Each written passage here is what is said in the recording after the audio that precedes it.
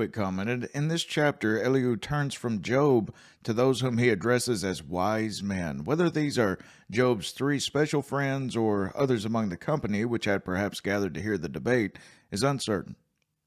And remember now, there's a bit of a crowd there listening to this. He makes the subject of his address to them Job's conduct. Scarcely a polite thing to do in Job's presence. Chapter 34, Furthermore, Elihu answered and said, Hear my words, O ye wise men, and give ear unto me, ye that have knowledge. For the ear trieth words, as the mouth tasteth meat. Meaning test the words that enter into it. Let us choose to us judgment, let us know among ourselves what is good. For Job hath said, I am righteous, and God hath taken away my judgment. Should I lie against my right? My wound is incurable without transgression.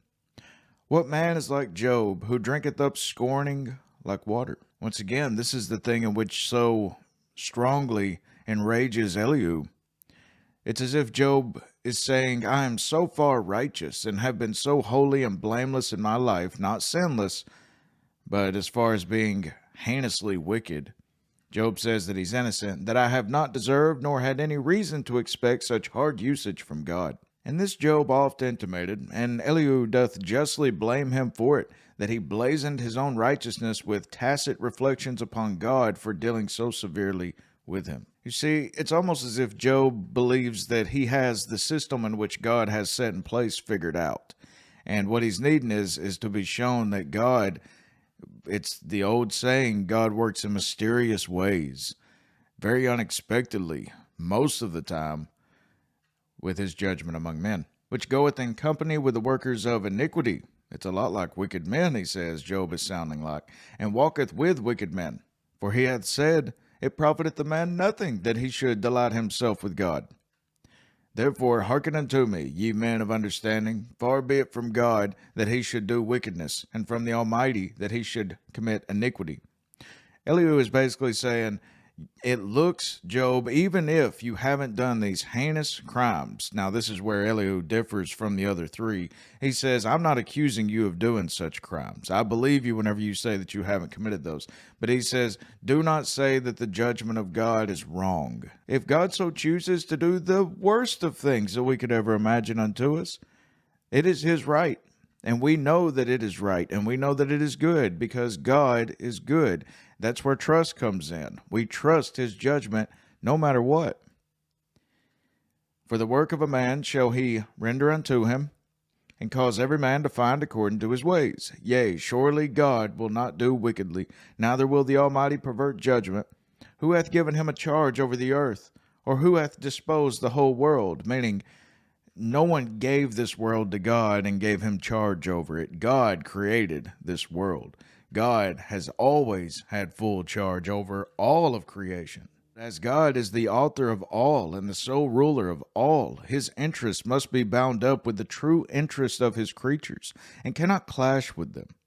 He can thus never be unjust. We see this by creation, how he watches over the sparrow, and how he takes care of even the smallest things, and we'll come to that later on in the studies. He can thus never be unjust, since he can have no temptation to be unjust, being the maker of all things.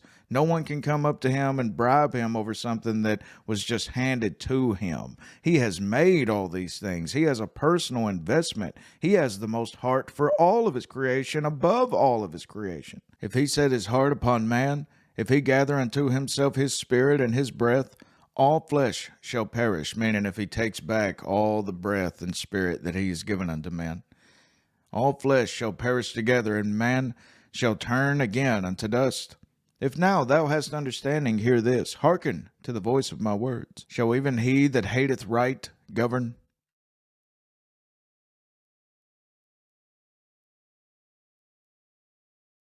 And wilt thou condemn him that is most just? Is it fit to say to a king, Thou art wicked, and to princes, Ye are ungodly? How much less to him that accepteth not the persons of princes, nor regardeth the rich more than the poor, for they all are the work of his hands. In a moment shall they, man, die, if the Lord so chooses to take away his breath and spirit, if he so chooses to take away all this goodness, everything perishes, but he doesn't do it. Even in spite of all the wickedness that we do against him, he still has this mercy in which goes, God, he's transgressed against on a moment by moment by moment by moment basis. All the time since the fall of Adam has God been completely offended all the time, yet he allows us to still live. And now that's hard to imagine for you and I, in whom, if we're offended once, we think about it for a week, but the Lord, moment by moment, is transgressed against, mocked, hated, blasphemed. And the mighty shall be taken away without hand. For his eyes are upon the ways of man, and he seeth all his goings. There is no darkness, nor shadow of death, where the workers of iniquity may hide themselves. For he will not lay upon man more than right, that he should enter into judgment with God. Now what that's meaning is, if you are judged by the Lord, there need not be a second trial. He's going to get it exactly right 100% of the time and never ever get it wrong. You will be judged 100% accordingly. And he shall break in pieces mighty men without number, and set others in their stead. Therefore he knoweth their works, and he overturneth them in the night, so that they are destroyed. He striketh them as wicked men in the open sight of others, because they turned back from him, and would not consider any of his ways, so that they caused the cry of the poor to come unto him, and he heareth the cry of the afflicted. When he giveth quietness, who then can make trouble? And when he hideth his face, who then can behold him? Whether it be done against a nation or against a man only, that the hypocrite reign not, lest the people be ensnared. Surely it is meet, or necessary, to be said unto God, I have borne chastisement, I will not offend any more. That which I see not, teach thou me. If I have done iniquity, I will do no more. Should it be according to thy mind, he will recompense it, whether thou refuse or whether thou choose, and not I. Therefore speak what thou knowest. In this instance, Elihu is turning to Job and directly addressing him. And it's basically as if he's saying, can he expect that God will make his decrees, condemn and absolve men just as Job thinks right? But thou must choose, Elihu tells Job, and not I. It is Job who must determine how he will act. Elihu, a friend, can only point out and recommend a course, as he had done in verses 31 and 32. It is for Job himself to determine what course he will take. Let men of understanding tell me, and let a wise man hearken unto me. Job hath spoken without knowledge, and his words were without wisdom. My desire is that Job may be tried unto the end because of his answers for wicked men. For he addeth rebellion unto his sin. He clappeth his hands among us, and multiplieth his words against God. Chapter 35. And once again, for any really outwardly heinous crimes, Job is known as one of the best of men of the entire Bible. But his way of thinking must be corrected, that God must be wrong for what he's doing, and that Job must be right whenever Job knows nothing at all. And the Lord lets him know, you know nothing at all, boy, about what I'm doing. Elihu spake moreover and said, Thinkest thou this to be right, that thou sayest, My righteousness is more than God's? For thou sayest, What advantage will it be unto thee? And what profit shall I have if I be cleansed from my sin? I will answer thee, and thy companions with thee. Job is still entangled in the old theory of retribution, though he is breaking through its meshes on one side.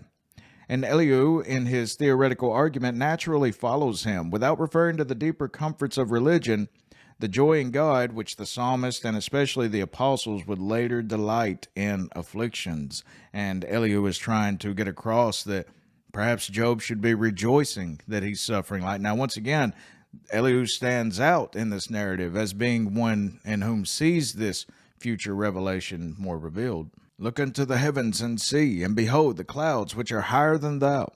If thou sinnest, what doest thou against him? Or if thy transgressions be multiplied, what doest thou unto him? If thou be righteous, what givest thou him? Or what receivest he of thine hand?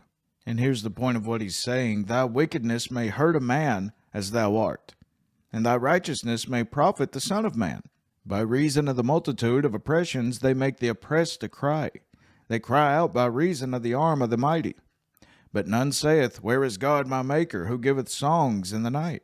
Joseph Benson commented, "Few or none of the great numbers of oppressed persons, very few or none at all, seriously or sincerely inquire, where is God? They cry out of men and to men, but they seek not after God. Quite often you'll see the poor, they've given up on faith, being in the spot that they're in. It's really a polarizing position to be in. You either turn all the way towards God or you turn all the way from God. They cry out of men, they ask them for help, and to men, but they seek not after God, and therefore, if God do not hear their cries, he is neither unjust nor unkind, because they're probably not even crying out to him in the first place." Verse 11, "God teaches us more than the beasts of the earth, and makes us wiser than the fowls of heaven. There they cry, but none giveth answer, because of the pride of evil men. Surely God will not hear vanity, neither will the Almighty regard it." And what Elihu means by vanity here is cries uttered in an unhumbled spirit, which applies in some degree to Job's cries, still more to those of the wicked. So remember, Elihu is still trying to correct Job and saying, you must be humbled before you can expect any answer from the Almighty. And Job, you're saying that you're upright and righteous, undeserving. Although thou sayest thou shalt not see him, yet judgment is before him.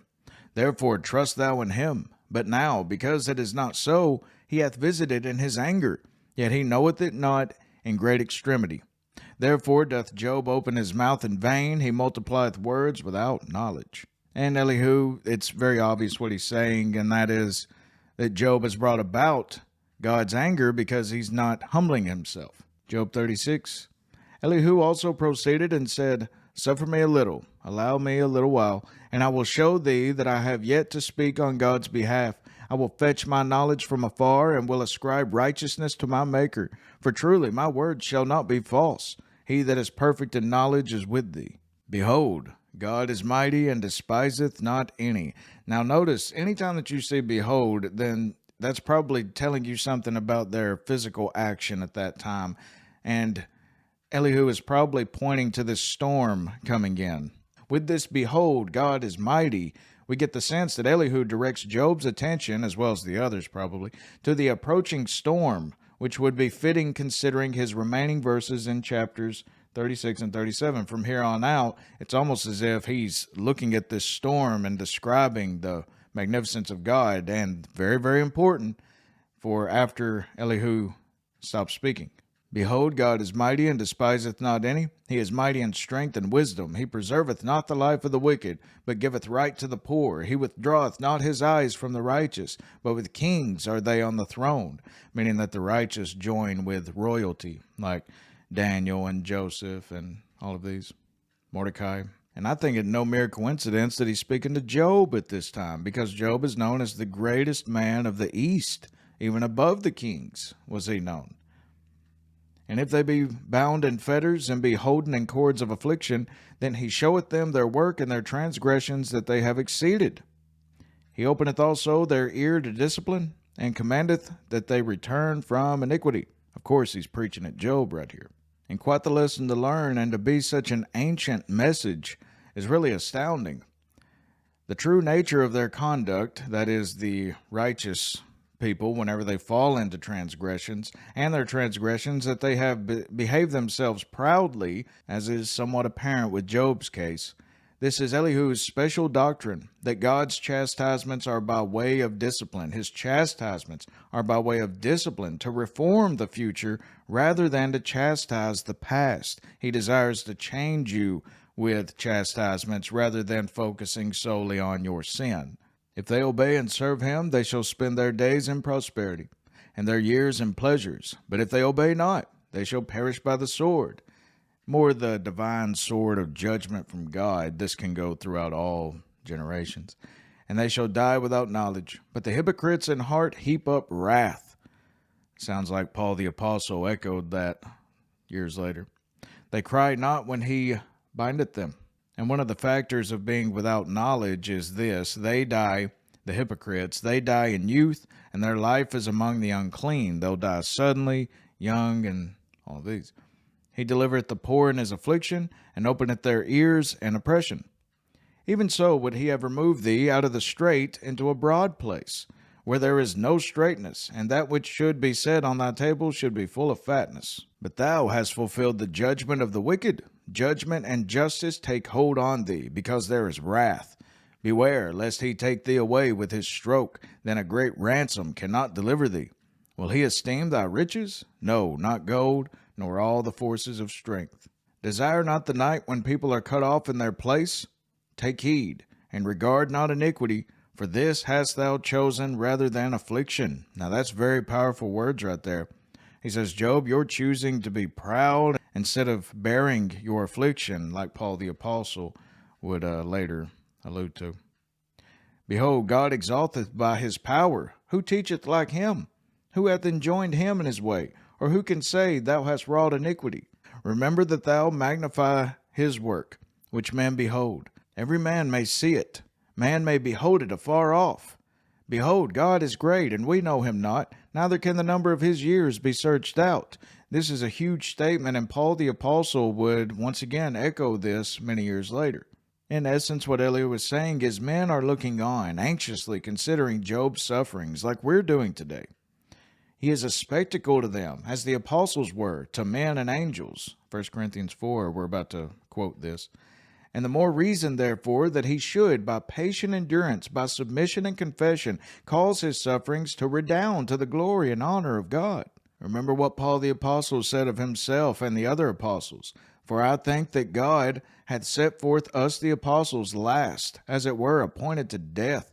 For we are made a spectacle unto the world, and to angels, and to men. And it's almost as if Job was the very beginning of these, in whom were to suffer for the Lord, outwardly, so broadly that the world may see. I believe that's the reason why Job was so exalted in the first place, was that so many men would hear about this. For God maketh small the drops of water, they pour down rain according to the vapor thereof. Now that's very significant in and of itself. Whenever it rains, notice how the clouds don't just burst open and fall on us. If it did, we'd all die. That's millions of tons of water up right above our heads, but yet he portions it out that it's just, which the clouds do drop and distill upon man abundantly.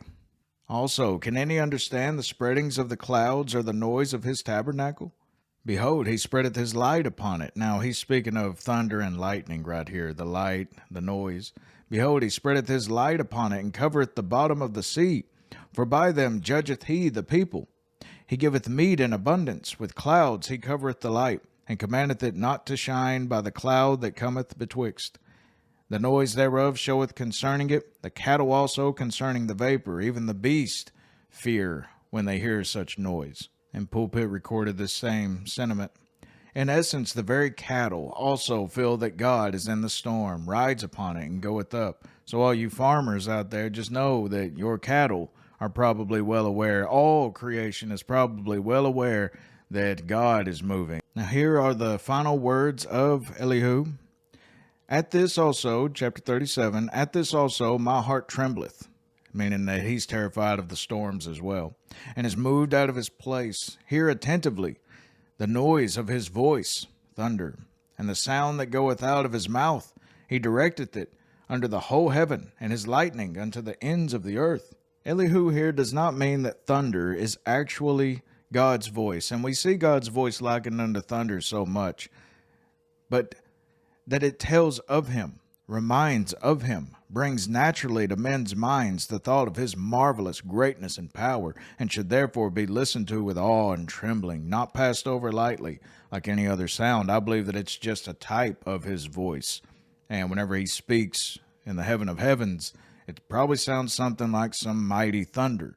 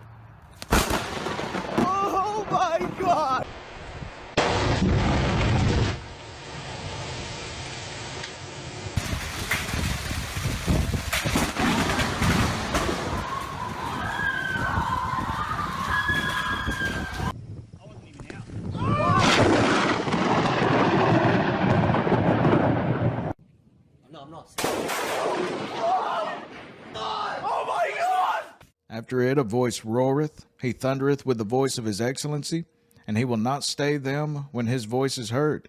God thundereth marvelously with his voice. Great things doeth he, which we cannot comprehend. For he saith to the snow, Be thou on the earth, likewise to the small rain, and to the great rain of his strength. He sealeth up the hand of every man, that all men may know his work.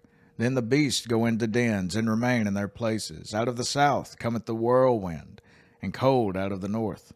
By the breath of God frost is given, and the breadth of the waters is straitened. Matthew Henry commented, The changes of the weather are the subject of a great deal of our thoughts and common talk. We often speak of the weather. But how seldom do we think and speak of these things as Elihu, with a regard to God, the director of them.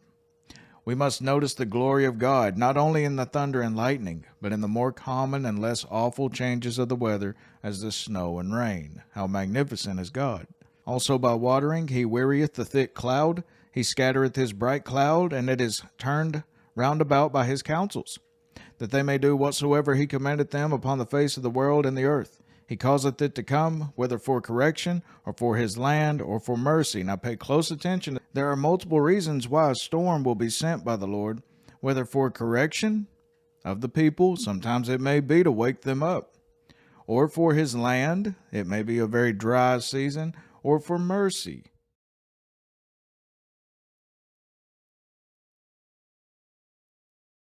And sometimes, maybe more often than we think, Satan may be given some type of slack on his leash. Like he did Job, he may be given some type of authority over the weather. Hearken unto this, O Job, stand still and consider the wondrous works of God. Dost thou know when God disposed them, and caused the light of his cloud to shine? Dost thou know the balancings of the clouds, the wondrous works of him which is perfect in knowledge? Hast thou with him spread out the sky, which is strong, and as a molten looking glass? Teach us what we shall say unto him, for we cannot order our speech by reason of darkness. Now this kind of sounds so similar to how the Lord speaks unto Job. He says, have you spread out the skies with him and everything? So it does seem as though the Spirit is moving Elihu, at least in the vast majority of what he says. Shall it be told him that I speak?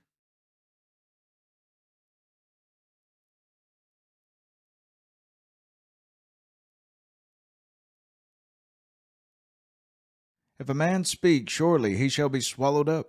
And now men see not the bright light which is in the clouds, but the wind passeth and cleanseth them. Fair weather cometh out of the north, with God is terrible majesty. And according to Pulpit, a lot of what Elihu is saying in this instance is that here in this world, men cannot look straight at the sun. How much less then would they be able to face God on his throne in heaven, that kind of light? Touching the Almighty, we cannot find him out. He is excellent in power and in judgment, and in plenty of justice. He will not afflict. Men do therefore fear him. He respecteth not any that are wise of heart. Now remember, this storm is coming in. The entire time that Elihu has been speaking, this storm is approaching. Perhaps almost certainly, Elihu's mention of God's control over the weather, which he's been expounding on throughout, God's control over the weather was to comfort Job concerning the tornado which killed his 10 children, the strong wind which caved in the roof and killed them. But it was the work of Satan which committed this act. This may be a key factor, my opinion, solely my opinion. This may be a key factor in the manner which God chose to manifest his presence unto Job, namely, in the next chapter, namely, through a tornado immediately following Elihu's words, which we've just completed. The difference being that the tornado conjured by Satan destroyed everything, while that conjured by the Almighty appears to harm none. And with Elihu's words right there, we see the final discourse among men on the earth concerning God's governance over men and how he does truly work in such mysterious ways. But now, in the next chapter, we're going to be seeing the Lord answer and giving them the truth, and in a shocking manner.